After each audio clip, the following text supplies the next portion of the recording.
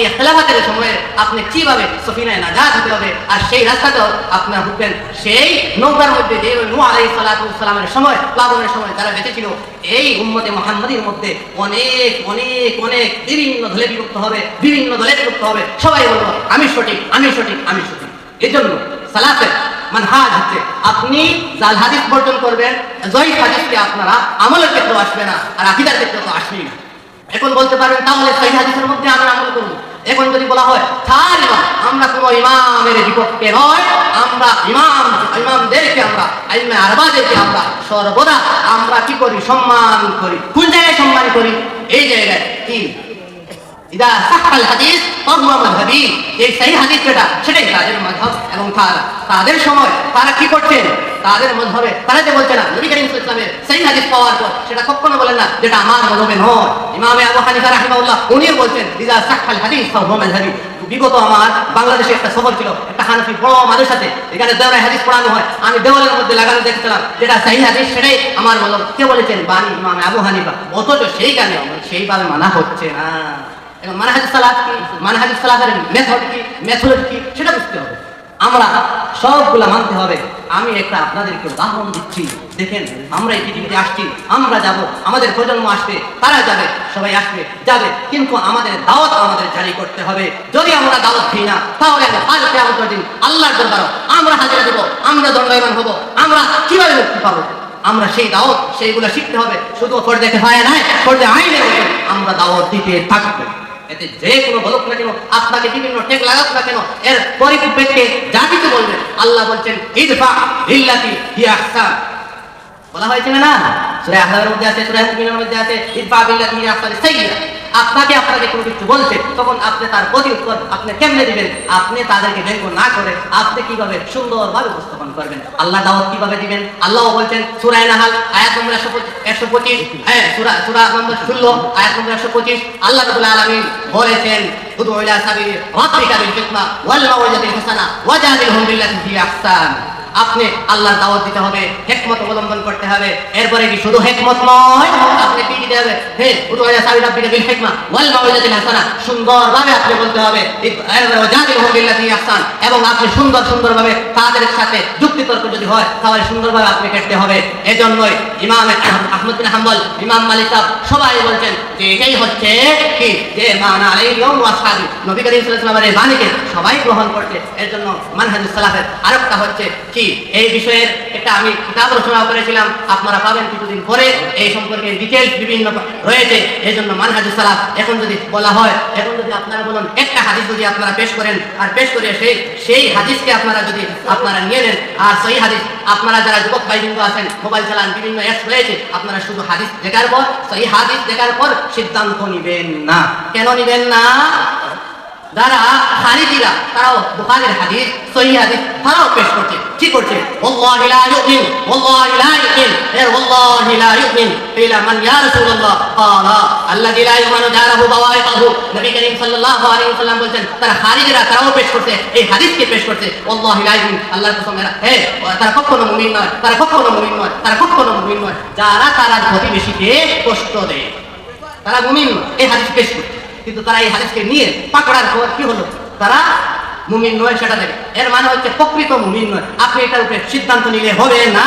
এরপরে রয়েছে রাসূল করিম সাল্লাল্লাহু আলাইহি ওয়াসাল্লামের হাদিস রয়েছে, আল্লাহ রাসূল সাল্লাল্লাহু আলাইহি ওয়াসাল্লাম বলেন মান ক্বালা লা ইলাহা ইল্লাল্লাহ সুম্মা মাতা আলা যালিকা দাখালাল জান্নাহ। নবী করিম সাল্লাল্লাহু আলাইহি ওয়াসাল্লাম বলেন যে লা ইলাহা ইল্লাল্লাহ পড়ে দিলে সে কি জান্নাতের মধ্যে প্রবেশ করবে। সেই হাদিস থেকে আপনি সহিহ হাদিস রয়েছে বুখারীর মধ্যে 5827 নম্বর আয়াত হাদিস রয়েছে। এই হাদিসকে যদি আপনি ঠিক করেন, এটাও সহিহ হাদিস, তাহলে কি হবে? আপনি এই খারিজিরা রাফিজিরার মতন হয়ে যাবে। গতিকে এরা মুকম্মল মুমিন নয় সেটা। এজন্য রয়েছে বিশেষভাবে মানহাজুস সালাফের বিশেষভাবে একটা বাণী, যেটা রুজুইলা জামিউন নুসুস লাইসা ইখতিসার আলা বা'দিহা দুনাল বা'দ। নবী করিম সাল্লাল্লাহু আলাইহি ওয়াসাল্লামের এই বিষয়ে হাদিস রয়েছে, এই বিষয়ে যত আয়াত কোরআনের আয়াতগুলো রয়েছে, অল পার্ট কোরআনের এবং অল হাদিস সমস্ত এই বিষয়ের উপরে সামনে রাখার পর আপনি যেই হাদিস লোকেরা যেটা পাবেন সেটা বুঝইলা জামিন নুসুস, যেটাকে বলা হয় আরবিতে পাহমুদ নাকায়, উর্দুতে বলা হয় নুসুস, আর বাংলায় বলা হয় সমস্ত সার মর্ম সার নির্দেশ। এই বিষয়ের উপর সার নির্দেশ হিসাবে দেখার পর এরপরে ফয়সালা হবে। এই ফয়সালাতে যদি যান তাহলে রফিয়ে দায়ী হবেন, আপনি জুড়ে আমিন বলাও আলহামদুলিল্লাহ। এইটাই হচ্ছে মানহাজুস সালাফ। আর মানহাজুস সালাফের মধ্যে যারা এই সফিনায়ে নাজাত এটার মধ্যে যারা কি করছে, যারা এই মুফাসসিরের মধ্যে যারা ঢুকে গেছে তারাই নাজাত, তারা মান আলাইহিম ওয়াসহাব। নতুবা শুধু হাদিস একটা চেক করে নেবেন, বিভিন্ন বাইবিন্দু আছেন, মাযহাবী বাইবিন্দু আছেন, যারা এই হাদিসকে পেশ করে আর নুসুসের জ্ঞান নেই, নুসুসকে যারা মানে না, নুসুসের জ্ঞান তারা মানে না, আবার তারা বলেন মুফতি, তারা বলেন মুহাদ্দিস, তারা বলেন কি, তারা বলেন আবার আলিমের দিন, আর নুসুসের জ্ঞান নেই। আপনারা নুসুসে এই সার মর্ম তামাম উলুম সামনে লেখার পর যেই ফয়সালা হবে সেটাই মানহাজুস সালাফ। এবং সাহাবারা সেই লালন করতেন এবং আমিনু কামা আমানান নাস, আল্লাহ বলছেন এইভাবে ঈমান আনতে হবে যেইভাবে সাহাবা রাদিয়াল্লাহু আলাইহিম আজমাইন যেইভাবে ঈমান আকীদা যেইভাবে বিশ্বাস করতেন, সেই ঈমান নাম মানহাজুস সালাফ। এই হিন্দু আপনারা জানুন, আপনারা সঠিকভাবে আপনারা যারা যে আছেন আপনারা সিদ্ধান্ত তাড়াতাড়ি নেবেন না। উলামাদের কিভাবে মুহাদ্দিসিনে কেরাম কিভাবে সেই সম্পর্কে বলেছেন সেটা আপনাকে ফয়সালা করতে হবে। আর নবী করিম সাল্লাল্লাহু আলাইহি ওয়াসাল্লাম বলছেন কি, এখন আপনারা বলবেন আমি আলিম নয়, আমি তো জেনারেল মানুষ, তাহলে এটা জিওগ্রাফিক্যাল যেটা বিষয় আছে, ভৌগোলিক বিষয় আছে, মদিনার আপনি ইলম দেখেন, আর মদিনার ইলম হচ্ছে নবী করিম সাল্লাল্লাহু আলাইহি ওয়াসাল্লাম বলছেন তামাম দুনিয়ার কোনো কিছু থাকবে না, পুরো বিভিন্ন পাখি রয়েছে, তাহলে যাবে সব যেভাবে শ্বাস বর্তমান মধ্যে যায় সেইভাবে ঢুকে, আর সেই জায়গার মধ্যে যেটা নাই। আপনারা মানুন, দেখুন, শিক্ষা অর্জন করুন, সেইভাবে আপনারা অনেক কিছু পাবেন। আমাকে যেহেতু সময়ের সংকীর্ণতা বলা হচ্ছে, আমি সেই সম্পর্কে তো আর বলা যাবে না, যেহেতু আর অনেক উলামায়ে কেরাম রয়েছেন, এজন্য আপনারা সেইভাবে মানবেন এবং দেখবেন। আল্লাহ রাব্বুল আলামিন বলেন আফাতুমিনুনা বিবাদিল কিতাব ওয়া তাকফুরুনা বিবাদ, সূরা বাকারা আয়াত নম্বর 85। আপনারা কোরআনের কতক্ষণ কি মানবেন, কতক্ষণ কি ছেড়ে দিবেন, সেটা কখনো হবে না। এজন্য আপনারা যদি সূরা ফাতিহা পড়া সেটাও পাবেন, সেটা আপনার রয়েছে।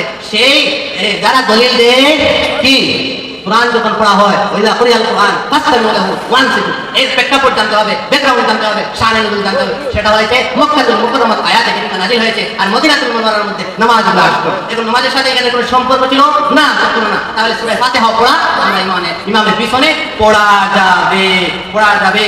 এজন্য নুসুসের জ্ঞান রাখা আপনাদের জন্য সাধারণ ফরজ। মুসলমান আপনারা নুসুসের জ্ঞানকে আপনারা অন্বেষণ করুন, দেখুন, এরপরে আপনারা পাবেন। এরপরে ইমাম ইবনে তাইমিয়া রাহিমাহুল্লাহ বলেন আজমাউ সালাফ আলা আন্না মান আখাযা বিনাফসি ওয়া তারাকা গায়রাহু আল্লাহু যাল্লু।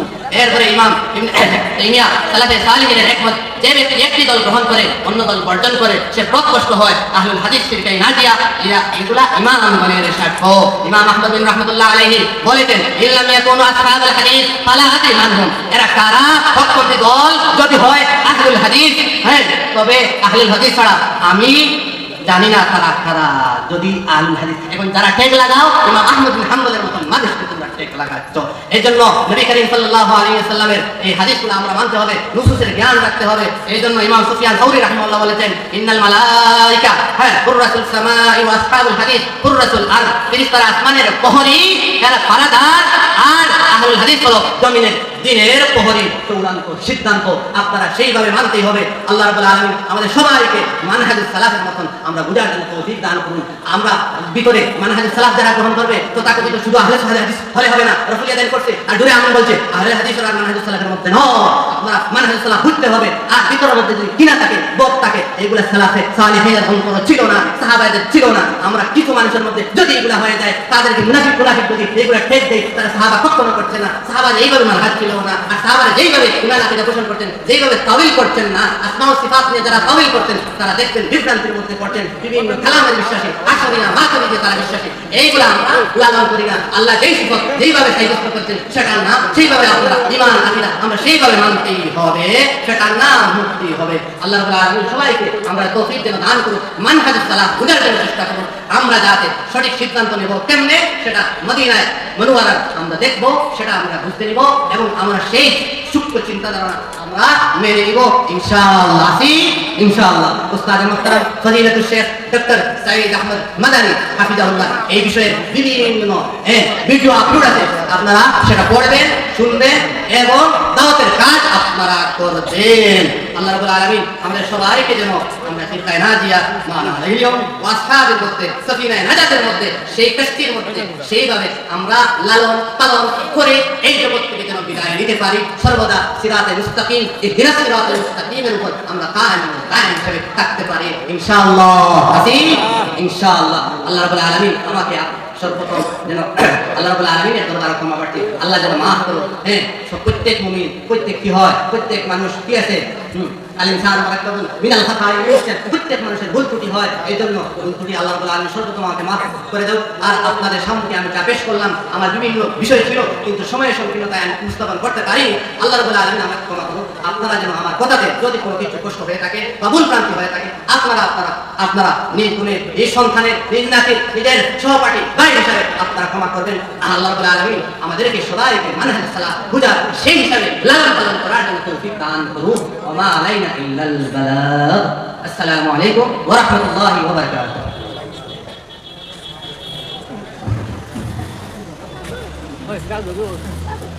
Udah,